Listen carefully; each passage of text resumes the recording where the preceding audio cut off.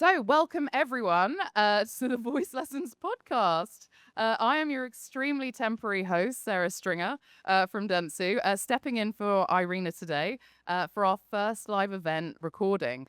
We are recording today from a very famous brewery in Brooklyn. So, a little round of applause, please, for everyone in our live studio audience. It gives me great pleasure to welcome our very first guest on the podcast, Sherilyn Shackell. She's the founder and global CEO of the Marketing Academy. The Marketing Academy is an international not-for-profit organization. It focuses on inspiring individuals in marketing, media, and communications industries.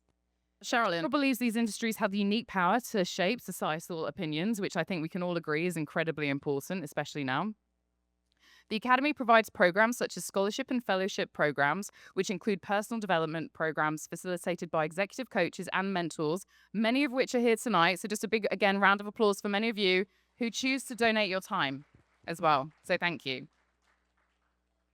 Okay, so should we get into it? Yeah, let's. Yes? Now, what I love about Sherilyn is that she was like, I don't want to see the questions beforehand. I want to shoot from the hip.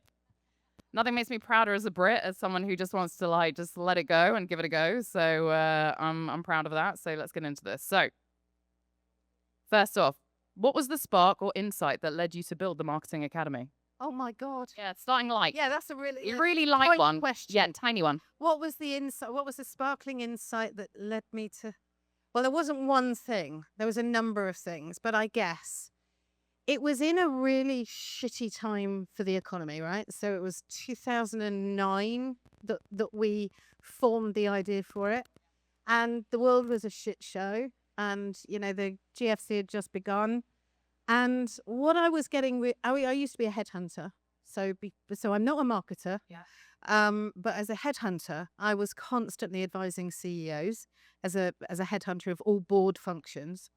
And it used to piss me off when they refused to have their CMOs in the boardroom.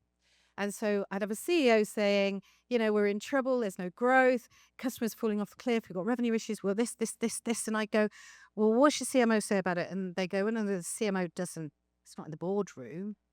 And I, for years, thought, well, if you don't have your CMO in the boardroom, then you're not going to win this. Right. And so I believed for a long, long time that the function of marketing in brands was underinvested in and underappreciated. And it didn't take too much investigation to find that in the agency world, the investment was even worse. Right. I feel that. Go on. So, they're at the bottom of the funnel, they've got less money, they've got less time, they've got more pressure, and nobody's investing in the talent. And I'm passionate about developing leadership talent. And so I wanted to do something that was a not-for-profit, but I wanted to do something in leadership development. And I knew that the concept would be that I would ask people to volunteer their time so that we could run it as a not-for-profit. And if I was going to do anything in leadership, developing talent, I wanted it to be in the industry and sectors that can make the biggest impact on the world. And in my opinion, our opinion within the Academy, marketing, media and advertising is the means to have influence over the, what are there now, 8 billion people on the planet? And it's only that discipline and function and industry sector that has that much influence.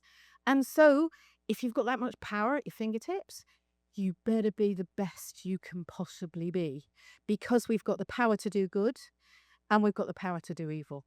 And so we created the Academy as a means to look at the top 1% of potential talent within our industry, and then use all of the experience and wisdom and minds of everybody that have been there, seen it and done it, and provide them with a platform to pass that knowledge and influence down the generations. So the insight was, it was necessary, it was a function in an industry that could change the world, and it was under-regarded.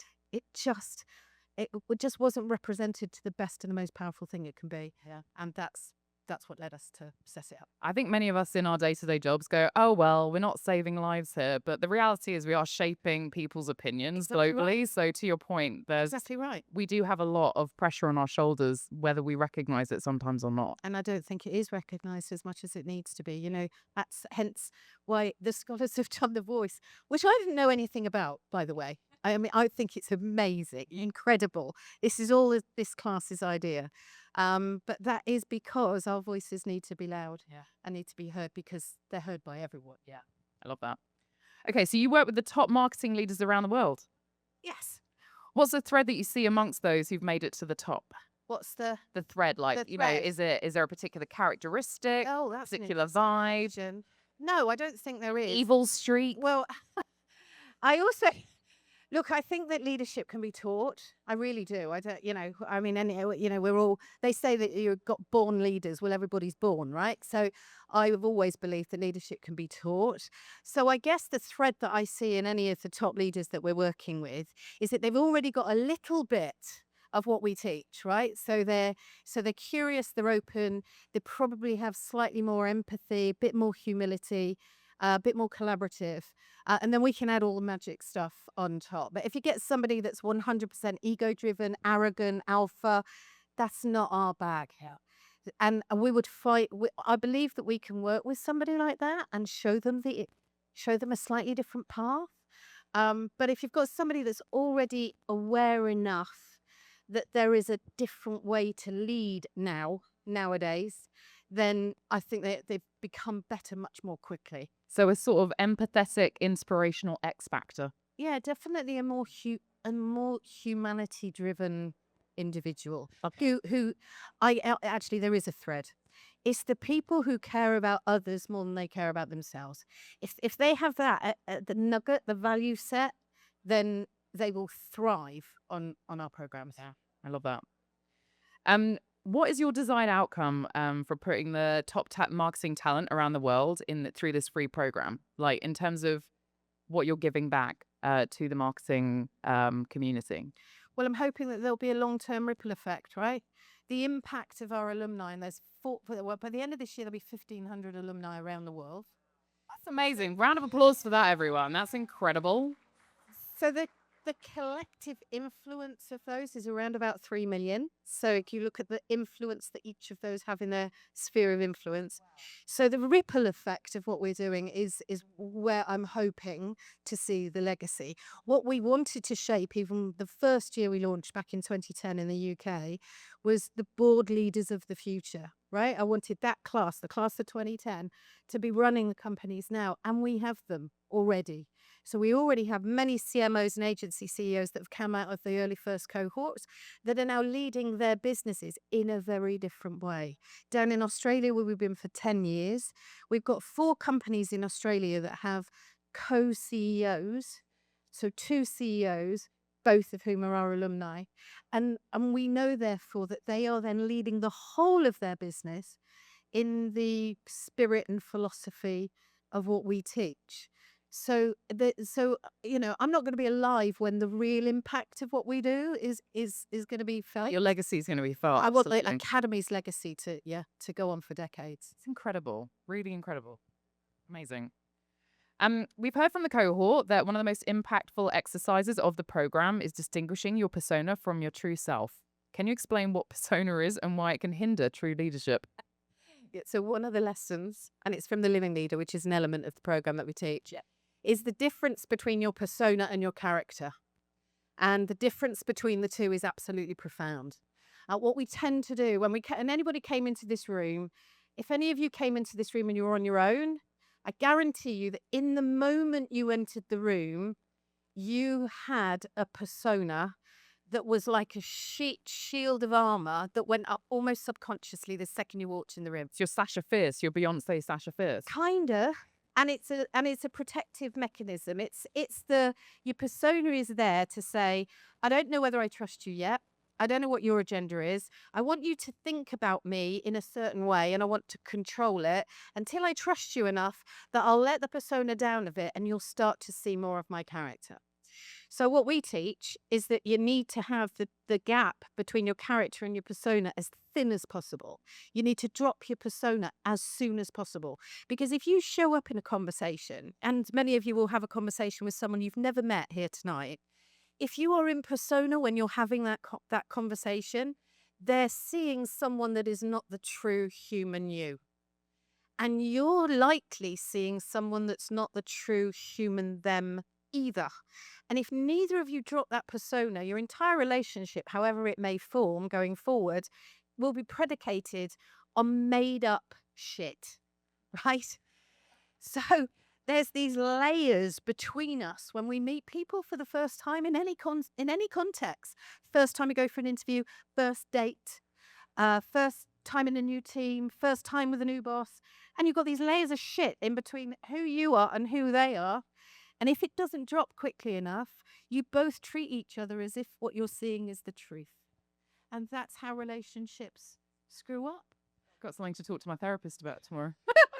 So the character is the you that shows up at 3 o'clock on a Sunday afternoon when you're sitting on your sofa, you've had a glass of wine, you're surrounded by people who love you regardless. The you that shows up there, that's your character.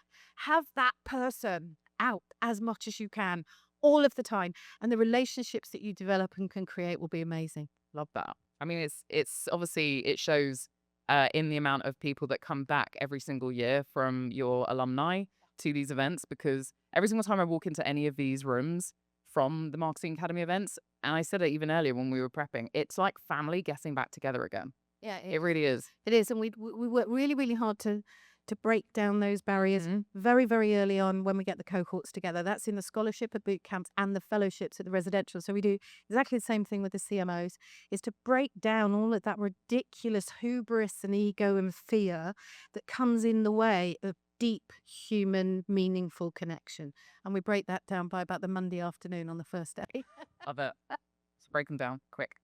Okay, we've got 3 more questions, everyone, and then I'm going to pass it on. So, from your perspective, what is the greatest challenge facing the modern marketing leader? That's another easy one there. Softball towards the end. They're scared of getting fired, right? That's a real biggie. And that's a shit, because it means that bravery and courage diminishes.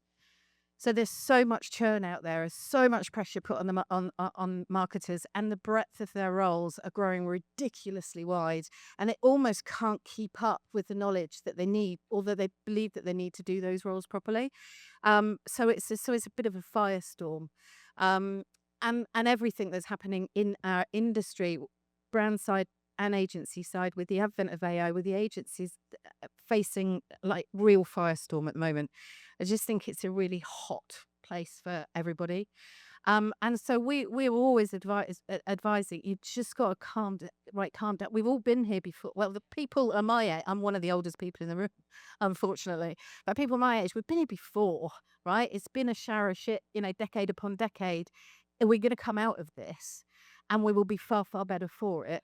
The accelerated speed of learning, you can look at as tough, or you can look at it as a beautiful opportunity for growth.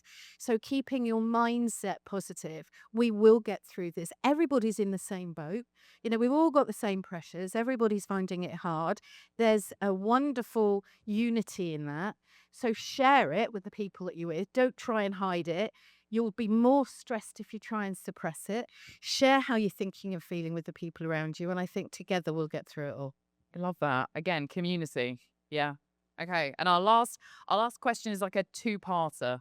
What advice would you give to all aspiring leaders out there? And what's the best advice you've ever been given in your career? So your personal advice, and then advice given to you. Okay, my personal advice is about the relationship. So this is my absolute favorite nugget when I've got 2 seconds. Right? It doesn't matter what happens in your life or your job or any of it, if you've got amazing relationships around you. We have a speaker in Australia who's a former Buddhist monk, and he said this. He said, and I guess this was the best advice: we spend a disproportionate amount of time investing in relationships with people who will not be coming to our funerals. And when I went, yeah, I went, oh my God, I've got to look at where I'm investing my energy. So we all need 4 different types of people in our lives, and it's all we need. Everybody that we've got in our lives. We need mentors who will give us advice. We need coaches who will ask us the right questions so we come up with the solutions for ourselves. We need supporters whose shoulders we can cry on. And we need champions who will talk about us in a positive way when we're not in the room. Everyone in your life will fit into one of those 4 categories. And they are the only people that you should be investing your time in. If you have those people behind you, it doesn't matter what happens in your leadership, no matter what happens in your job, you could lose your home, you will be supported forever. And that would be the advice that I'd give to leaders. Well, everybody needs that village around them. Nobody can do it on their own.